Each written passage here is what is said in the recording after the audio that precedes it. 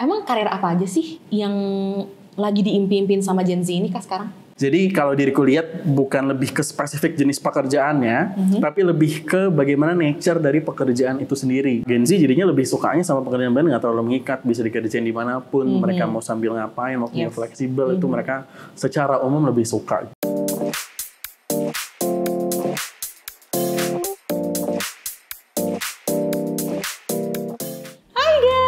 Balik lagi sama aku Syara setelah minggu lalu. Kayaknya kalian udah ditemenin sama Kak Sabita.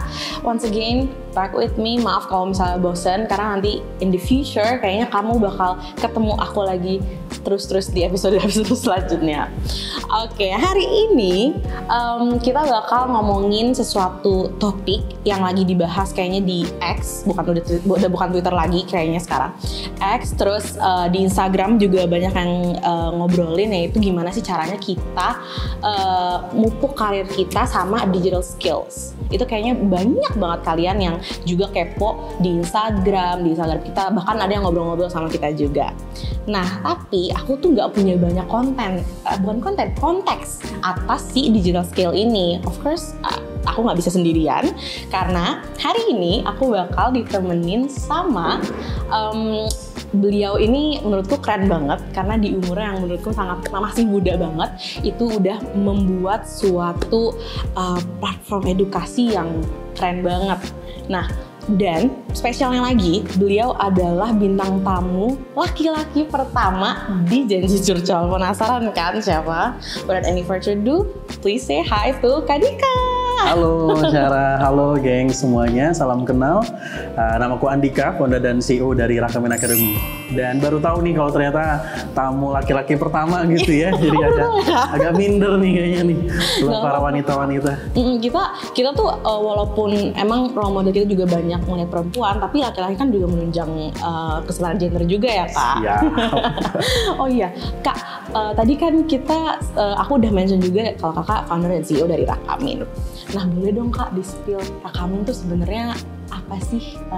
Boleh diceritain nggak ke teman-teman? Siap, oke. Ya, thank you sekali lagi. Jadi, geng semuanya, jadi Rakamin ini singkatnya adalah kita ngebantu ngejembatanin ini antara teman-teman yang pengen mulai karir sama perusahaan yang lagi butuh banget nyari talent terbaik gitu ya. Karena ternyata menariknya di Indonesia, kita banyak pengangguran, banyak orang yang nyari kerja, tapi pada saat yang bersamaan, perusahaan-perusahaan tuh susah banget buat nyari talent terbaik, terutama talent di bidang digital, teman-teman. Jadi basically kita ngebantu mulai dari pelatihannya, magangnya, assessment-nya, sampai langsung kita hubungin ke perusahaan juga, dan perusahaan bisa langsung akses datanya teman-teman untuk direkrut langsung sama mitra-mitra gitu Pak. Oh gitu, that's so great actually. Maksudnya aku juga punya banyak teman-teman yang ikutan Rakamin Academy gitu kan, dan mereka juga salah satu yang benar-benar tuh setiap malam kan kelas malam ya kalau anak kuliah tuh langsung kayak ikutan kelasnya gitu-gitu kan. Nah, yang bikin aku penasaran juga apa sih program-program yang dipunyain sama Rakamin, karena kan tadi Kak Dika sempat mention kan kalau misalnya dari belajar, magang, terus baru disalurin ke company. Yes. Itu program apa aja Kak? Iya, jadi pas kita coba teliti gitu ya, masalah ketenaga kerjaan di Indonesia, penyebab utamanya itu adalah teman-teman yang masih udah di semester akhir atau fresh graduate itu nggak punya inspirasi atau pemahaman yang mendalam terkait dengan dunia industri. Maka kemudian yang kita lakukan biar jadinya teman-teman belajarnya enak, itu langsung belajarnya sama expert praktisi dari industri. Jadi ada dua expert utamanya. Jadi ada expert yang sifatnya teknis, misalkan teman-teman pengen jadi programmer, pengen jadi data science atau semacamnya, itu belajar tuh sama tutor teknis ini. Kayak misalkan tutornya dari Tokopedia gitu ya, dari Gojek dan lain-lain, perusahaan ternama. Kemudian juga ada expert dari HR-nya. Jadi nggak cuma teknisnya, tapi secara perkembangan karirnya, kematangan soft skill-nya dan lain-lain, itu tuh dibimbing juga gitu. Nah, jadi programnya sih kurang lebih dasarnya di situ. Kemudian setelah ngikutin program juga kita bantu ada magangnya. Nah, dari magang itulah kemudian nanti kompetensi teman-teman semuanya terukur real time. Sehingga misalkan Syara mau kerja gitu ya, tapi nggak tahu nih sebenarnya kompetensi saya udah sesuai apa belum ya sama standarnya industri. Nah, dengan ikut program itu ketahuan tuh. Nanti kompetensinya di sini, sementara industri gitu ya, butuhnya di sini gitu. Jadi saya butuh nambah berapa lagi. Nah, itu semuanya transparan. Jadinya enak gitu ya buat kita monitor diri kita sendiri, dan pihak kampus pun itu nanti bisa ngeliat juga gitu. Oh, pihak kampus juga dilibatkan juga? Betul. Oh, aku baru tahu. Dilibatkan, maksudnya dosennya juga ngelihat, bukan dosen, maksudnya kuliah ini ngelihat si anak-anak ini atau gimana? Iya, jadi program kita itu kalau kerjasamanya resmi sama kampus itu bisa dikonvert SKS. Oh gitu? Iya, jadi contoh kita jalan sama IPB itu diimplementasi di semester 7 dan semester 8. Jadi semester 7 tuh kita latih, kita magangkan, kita bimbing karirnya, itu udah bisa konvert SKS tuh. Jadi pihak kampus tuh tahu kayak, oh mahasiswa saya tuh yang udah bagus kompetensi di level apa ya gitu ya, kompetensi apa, yang kurang tuh apa. Nanti misalkan teman-teman udah kerja pun nanti kampus pun tahu. Nah ini harapannya jadinya materi yang dikembangin di kampus bisa up to date juga gitu, karena datanya real time feedback dari industri. Ya, oke. Wah menarik banget sih Kak. Berarti udah kerjasama juga sama kuliah bisa dikonvert ke SKS, terus juga tadi Rakamin kerjasamanya sama expert-expert di industri digital ya. Oh oke. Kak, aku kan juga kemarin tuh sempat buka-buka LinkedIn juga ya Kak. Banyak banget emang kerjaan di bidang digital teknologi. Tadi aja Kak Dika udah mention data science, product management, itu banyak banget. Aku juga ngeliatnya, aduh banyak ya. Di TikTok juga banyak yang spill kerjaan apalagi remote gitu, gajinya sekian ribu dolar gitu. Sangat ini aku langsung kayak menarik gitu. Boleh tuh kasih kirim juga ke saya. Kakak juga ini ya. Nah itu tuh emang lagi banyak dicari ya Kak. Kalau dari temen-temen yang udah ikutan Rakamin Academy tuh emang mereka mencari itu, atau industri memang lagi butuh itu? Yes, jadi memang kan pada akhirnya teknologi ini perubahannya sebuah keniscayaan ya. Ya mau nggak mau gitu akan adaptasi ngarahnya ke sana. Dulu pas pertama kali komputer masuk gitu ya, orang rame-rame kursus komputer yang ngetik masih gini-gini gitu kan ya. Ya sekarang udah berubah, tapi basically secara esensi sama gitu. Ada disrupsi secara teknologi, akhirnya mau nggak mau ada pekerjaan-pekerjaan lama yang tergantikan. Konsekuensinya mau nggak mau ada di situ gitu ya. Kalau dari McKinsey bilangnya 2045 ada 800 juta pekerjaan secara global akan digantikan nih. Di sisi lain tentunya teknologi ini nggak bisa jalan sendiri gitu. Maka akhirnya perusahaan lagi masif-masifnya buat ngelakuin transformasi. Bahkan kayak BUMN itu punya syarat gitu, setiap BUMN minimal punya digital talent sekian banyak, butuh ada training terkait dengan transformasi digital dan kawan-kawan. Jadi emang keniscayaan karena mengarahnya ujung-ujungnya ke sana. Jadi secara lowongan ini terus meningkat. Iya sih Kak. Nah, ini aku juga banyak banget teman-teman yang nanya bekal paling basic yang harus dipunya. Nih basic banget, dasarnya aja. Kalau misalnya mau masuk ke dunia kerja di dunia digital gitu. Siap. Itu apa? Iya, jadi disrupsi kita di era digital ini itu yang paling mendasar dan agak bahaya buat talent di Indonesia adalah banyak sekali pekerjaan-pekerjaan yang sifatnya teknis dan operasional ini jadi sangat mudah untuk digantikan sama teknologi gitu. Agak beda sama dulu gitu ya. Jadi disrupsi sekarang itu masifnya di situ.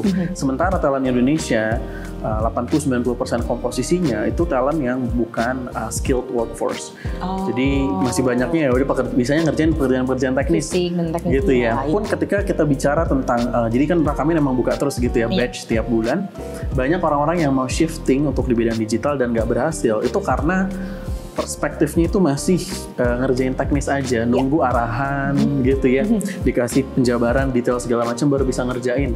Gitu. Sementara dalam konteks digital hal-hal kayak gitu tuh udah digantiin sama teknologi, sehingga skill yang paling dasar yang butuh kita naik level adalah untuk complex problem solving. Jadi ngeliatnya di situ karena kan kita selalu bahas di ini VUCA gitu ya, yang selalu volatile perubahannya, kompleks dan seterusnya.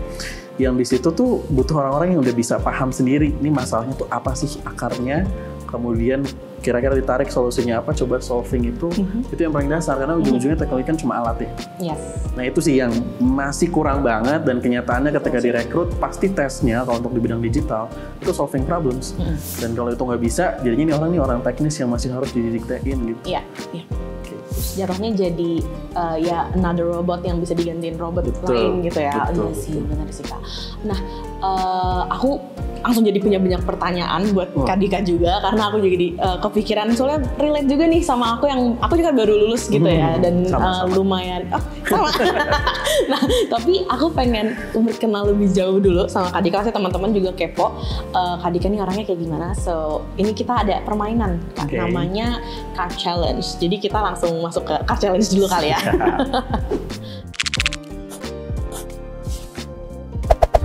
Aku udah ada Card Challenge-nya. Nih tenang aja Kak, nggak ini kok, nggak deep banget, tapi kayaknya lumayan bisa ini sih, menguak hal-hal yang seharusnya orang-orang tuh nggak tahu sih tentang Kak Dika. Oke, boleh banget nih Kak dipilih 2 kartu. 2 kartu. Siap. Oke. Arti ya? Oh, langsung ya? Ya, boleh dibaca 1. Jam berapa biasanya aku bangun setiap pagi? Oh, aku juga kepo nih. Rajin kah pagi kah atau bangun siang? Sesuai ya pagi sekitar jam 4-an sih. Wow. Biasanya jam 4-an. Sholat subuh. Nah, betul. Masya Allah. Kalau nggak sih lanjut tidur. Oh, lanjut tidur. Habis sholat tidur lagi. Iya, oke. Gitu ya. Kemudian yang kedua, sebutkan satu hal yang paling aku hargai dari seseorang. Waduh, berat sekali ya. Mungkin yang bisa merangkum keseluruhan integritas kali ya. Yes. Ya, jadi gimana dia kerjasama, gimana dengan dirinya sendiri, dengan orang lain dan seterusnya, kayaknya ngerangkum sih integritas yang paling Kak Dika hargai ya. Ya. Oke, that's really integritas. Aku juga sih, ngeliat integritas kayak penting banget ya Kak untuk dipunya. Oke. Terus tadi Kak Dika bangunnya jam berapa? Jam 4 subuh. Abis itu tidur lagi. Oke. Tapi biasanya kalau kerja di masuk kantor gitu, biasanya masuk kantor jam berapa? Tergantung, biasanya karena kan kita hybrid ya, full hybrid, jadi dan diriku juga emang main kesibukan sehariannya ya ketemu klien, jadi tergantung banget sama klien sih. Tapi basically jam 8 jam 9 lah. Jam 8 ya. Oh ya biasa sih ya, emang kita kalau Jakarta jam segitu biasanya. Oke. Buat teman-teman yang masih kepo sama Kak Dika boleh di DM Instagram aja. Karena kita kayaknya enak kalau misalnya udah masuk ke segmen selanjutnya, yaitu masuk ke pembicaraan kita ke level up skills, digital skills. Oke.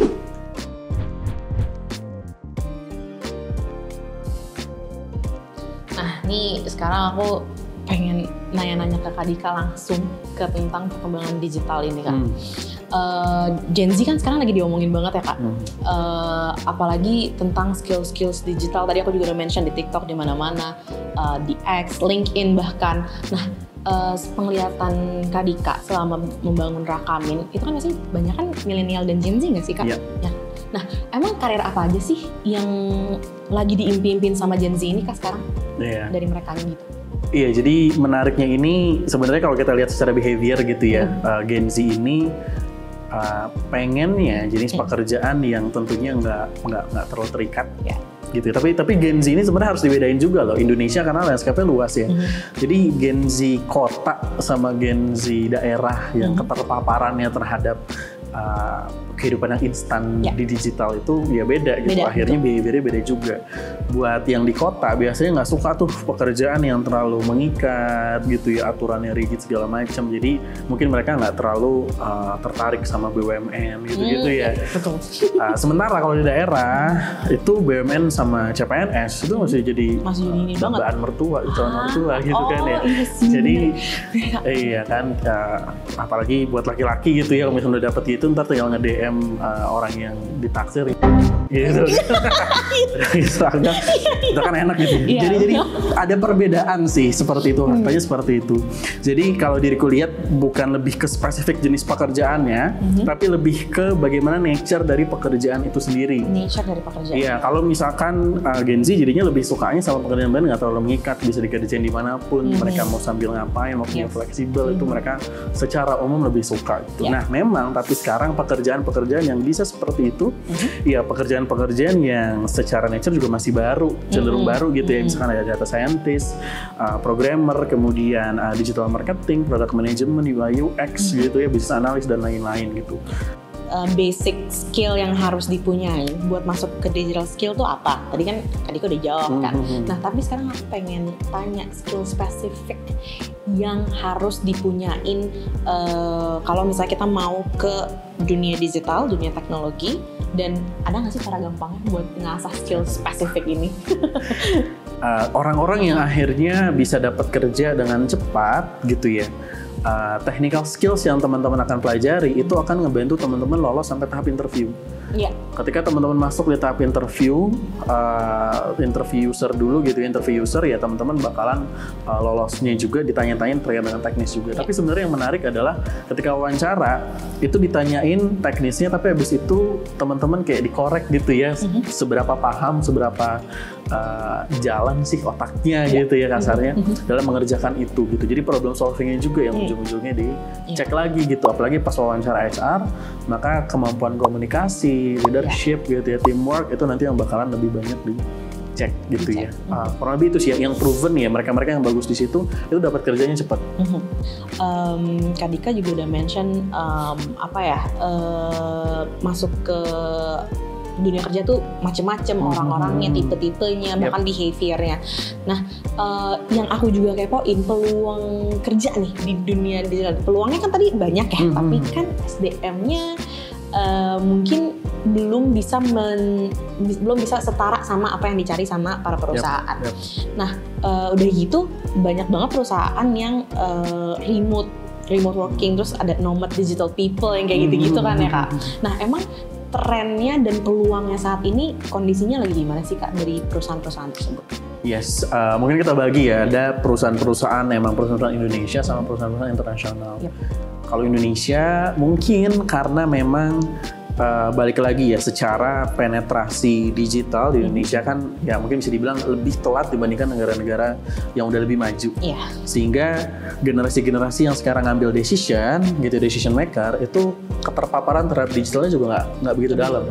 Sehingga untuk orang bekerja secara remote dan kawan-kawan, trustnya belum setinggi sama kita-kita yang muda gitu ya. Maka jadi kalau dilihat perusahaan-perusahaan yang dipimpin sama orang-orang yang udah lebih berumur, cenderung lebih sukanya ya cara-cara lama. Gitu ya, dan Indonesia masih paling banyak seperti itu. Sehingga ya ada juga perusahaan-perusahaan yang udah mulai buka remote gitu ya, tapi kan teman-teman lihat juga ya trennya pas selesai COVID kemarin itu banyak tuh isu-isu perusahaan-perusahaan akhirnya balik lagi untuk kerja di office gitu ya, karena modelnya seperti itu. Nah, justru yang banyak itu dari luar gitu. Nah, dari luar karena mereka ngelihat kalau kita nyari talent yang misalkan contoh dari Amerika gitu ya, banyak tuh perusahaan Amerika yang nyari talent-talent freelance gitu ya. Karena kalau dia nyari dari Amerika sendiri, udah salary-nya tinggi, rate-nya gitu ya. Tapi sebenarnya secara kompetensi mungkin ya mirip-mirip aja gitu. Jadi buat mereka nggak ada talent di sana yang mau ngambil project itu gitu ya, karena harganya terlalu murah. Tapi buat kita itu tinggi banget. Rate-nya menggiurkan. Jadi banyak tuh dari luar, dan itu banyak tuh platform-platformnya. Kalau misalnya kita mau cari masuk ke ekosistemnya, ke komunitasnya itu banyak banget, bakal dibimbing gitu ya nanti sama si komunitas itu gimana sih cara dapetinnya, cara nyusun kontrak segala macam itu nanti diajarin. Itu udah banyak sih orang-orang kayak gitu dan sukses gitu ya. Jadi diam-diam dianggap sama tetangga mungkin nih pangepet gitu ya, tapi ternyata dia punya penghasilan yang oke juga. Gitu, iya sih, bener sih Kak. Aku juga banyak banget ya tadi ngeliat lowongan di LinkedIn juga, banyak banget ini ribuan dolar. Iya sih, di sini kelihatannya besar, tapi kalau di sana ya that's the minimum, karena ya beda conversion rate-nya aja, bener sih Kak. Nah, program-program Rakamin itu kan juga menjembatani ke perusahaan-perusahaan ya Kak. Nah, dari semua programnya Rakamin Academy, ada nggak sih sukses story atau anak murid yang berkesan banget nih sehingga dia bisa sukses, dan menurut kakak sell point-nya dari Rakamin Academy yang bikin menarik gitu, itu tuh apa sih Kak? Kalau diceritain. Iya, jadi ini kisah yang selalu diriku sering bawa dalam berbagai macam kesempatan. Namanya Mas Aris Munandar. Beliau ini lulusan SMK, udah agak lama, lulus SMK itu tahun 2016 lah kurang lebih. Abis itu tapi kerja di perusahaan konstruksi, jadi kontraktor lah. Jadi buruh kontraktor seperti biasa. Kerja 4 tahun sampai pandemi, kemudian akhirnya dia kehilangan pekerjaannya dia karena konstruksi kan sangat offline gitu ya, begitu pandemi harus di stop. Akhirnya kehilangan pekerjaan. Di saat itu dia ngeliat temennya dia itu yang biasa pakai WordPress, ngurusin Google Ads dan kawan-kawan, kok dia tetap bisa menghasilkan ya gitu. Akhirnya ngobrol-ngobrol sama temennya nyaranin, ya lu belajar aja gitu ya terkait dengan digital marketing gitu. Terus kemudian ya udahlah, akhirnya dia enroll ke Rakamin. Dia, ya kita bisa lihat ya latar belakangnya bukan dari keluarga yang cukup beruntung gitu ya, bukan dari universitas ternama, tapi terus kemudian dia salah satu siswa yang paling rajin lah. Istilahnya tidak privilege gitu ya. Betul. Kalau biasanya di sini. Iya, jadi walaupun dia under privilege, tapi dia ngikutin kelas dengan sangat rajin, ngikutin tugas-tugasnya, kemudian aktif nanya gitu ya sama tutor. Kemudian kurang lebih 2 minggu setelah lulus, dia udah langsung dapat kerja. Gitu. Waktu itu ya karena masih COVID juga, dia remote dulu kerjanya, dan sekarang juga udah pindah lagi ke perusahaan lain gitu ya. Dan ya pendapatannya udah much better dibandingkan dengan pas ketika dia kerja sebagai di kontraktor gitu ya. Jadi sementara di sisi lain ini ada siswa-siswa kita yang ya privilege, cukup mudah lah gitu untuk membayar dan seterusnya, tapi kemudian ya untuk interaksi nggak begitu engage maksudnya. Akhirnya setelah lulus beberapa bulan pun masih belum dapat kerja juga gitu. Jadi ketika kita bicara tentang kesuksesan untuk dapetin karir, ya kuncinya di kemauan kita untuk nge-push diri kita gitu ya, untuk bisa growth gitu, atau bahasa mungkin growth mindset. Ya itu jadi kritikal gitu, dan success story itu yang sering banget Didik bawa kisahnya Mas Aris Munandar. Nah, tadi kakak juga mention course-course-nya Rakamin itu kan datangnya dari industri-industri yang lagi berjalan kan Kak? Emang siapa aja sih yang berkesempatan untuk bisa ngajar di Rakamin Academy itu? Sosoknya siapa? Apakah guru atau emang profesionalnya langsung? Di Rakamin kita cari sebanyak-banyaknya praktisi-praktisi, kemudian baik yang di teknis maupun di HR, mereka-mereka inilah yang kemudian akan ngebimbing. Jadi teman-teman belajar benar-benar kayak ngobrol sama kakak kali ya, sama kakak sendiri gitu. Jadi curhatan-curhatan tentang kayak pas mentoring gitu, kayak ngobrol kayak nonton Coldplay nggak gitu-gitu ya. Itu jadi sesuatu yang ya udah relax, yang ngobrol sama teman, tapi teman kita orang yang sangat berpengalaman dan jauh di sana. Jadi enak gitu ya buat belajarnya gitu sih. Oke, iya sih. Aku juga lihat teman-teman tuh ada yang ikutan data science sama apa ya, web ada juga nggak ya? Aku lupa deh. Iya, full stack web developer. Iya, itu mereka kalau lagi kelas kan kadang aku juga sambil nongkrong juga sama mereka gitu ya. Ini pas ini kok santai banget nih, kayaknya enak buat ikutan programming gitu kan, karena mereka kebetulan di dunia IT memang ininya fokusnya gitu sih. Oke. Now I see it. Jadi tuh vibes-nya memang datang dari para tutor-tutornya ini ya. Oke. Aku jadi langsung pengen ikutan Rakamin enggak? Siap. Nanti ada vouchernya. Oh ya, ada vouchernya. Buat teman-teman yang mau dapetin voucher diskon ke pembelajaran Rakamin Academy, bisa banget join program kita dan masuk Discord. Terus nanti setelah masuk Discord kita bakal ada pembagian sistem poin nih setiap kalian ikutan aktivitas-aktivitas kita. Nah dari poin tersebut kamu bisa tukerin ke vouchernya Rakamin. Nah itu nanti sistemnya langsung ada di Discord gitu. Jadi jangan lupa ya. Nah, Kak Dika, tadi aku promo dikit ya sekalian.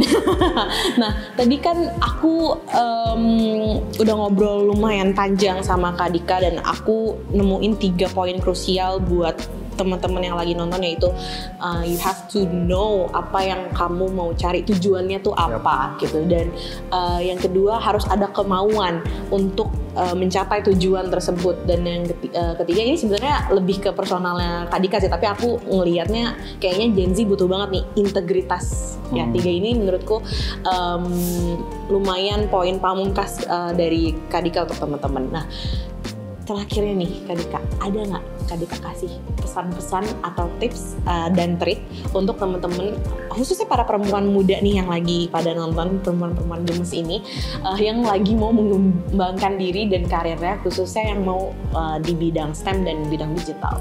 Ya mumpung masih muda, maka habisin aja dulu sebanyak-banyaknya jatah untuk nyoba-nyoba dan salah gitu. Karena ketika kita udah masuk usia kerja, apalagi udah agak lama gitu ya, orang udah nggak terima itu. Karena ya pekerjaan kita dibayar, jadi kita harus profesional dan bagus gitu dalam ngerjainnya. Tapi ketika kita masih mahasiswa atau fresh graduate, abisin aja sebanyak-banyaknya jatah kita untuk nyoba explore ini itu segala macam gitu. Jadi kayak misalkan contoh diriku pas awal nge-build Trakamin itu tuh mulai dari ngedesain websitenya, desain konten Instagram, caption, ngebalesin orang yang mau beli kelas, all directed by segala Kadika macam, ya. semuanya diriku masih handle. Iya. Karena sebelum-sebelumnya diriku pernah punya pengalaman coba belajar tentang WordPress, coding simple gitulah ya, desain web. Kemudian belajar juga tentang Instagram, Facebook Ads dan kawan-kawan.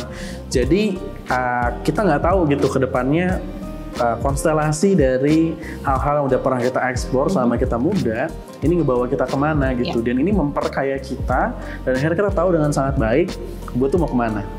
Nah kebanyakan kalau kita ngabisin waktu cuma nyoba-nyoba yang sifatnya happy-happy aja tapi nggak sesuatu yang produktif, akhirnya pas masuk ke fase hidup yang harusnya produktif, kita masih bingung ini harusnya kemana ya gitu. Jadi itu yang paling pertama dan paling dasar. Jadi teman-teman eksplor aja, nggak usah takut kayak kira-kira cocok nggak, cobain aja dulu, benar-benar cobain. Nanti justru dari semakin banyak nyoba, semakin banyak tahu, akhirnya barulah nemu bahwa oh ternyata saya tuh di sini gitu ya. Karena banyak banget loh orang-orang yang udah kerja setahun, 2 tahun, 3 tahun, bahkan udah beberapa puluh tahun gitu ya, tapi sebenarnya mereka membenci pekerjaan mereka. Gitu ya, dan tentunya jadi teman-teman gak mau kan pasang alarm 14 gitu ya, terus kemudian hanya untuk nge-snooze, bahwa teman-teman juga udah malas banget sebenarnya untuk berangkat kerja gitu ya. Tapi kalau kita passionate dan suka sama yang kita kerjain kan bakal enak banget gitu. Jadi justru saran dari diriku, tipsku itu bukan yang sifatnya praktikal, teman-teman harus spend berapa jam per minggu dan kawan-kawan, itu banyak lah teman-teman bisa cari informasinya, teman-teman aksesnya pun udah banyak banget pasti, tapi justru yang lebih dasar gitu, bahwa prinsipnya teman-teman jangan takut, coba sebanyak-banyaknya, dari setelah baru nemuin diri sendiri dan akhirnya nemuin karir apa yang cocok buat. Oke, thank you so much Kadika. Nih cocok banget nih buat teman-teman kita yang masih muda, yang tadi baru lulus nih, boleh banget dicamkan tadi apa yang udah Kadika sampaikan. Oke, thank you so much again Kadika. It's been such a pleasure to talk with you. Dan menurutku Kadika juga inspiratif yang sukses dan masih muda juga. Dan bahkan bukan sukses aja sendirian, tapi justru membawa kesuksesan ke orang-orang lain ya Kak. Nah, untuk teman-teman yang udah nontonin kita, jangan lupa kalian bisa komen di bawah nih. Nextnya kita mau ngebahas apa lagi sih?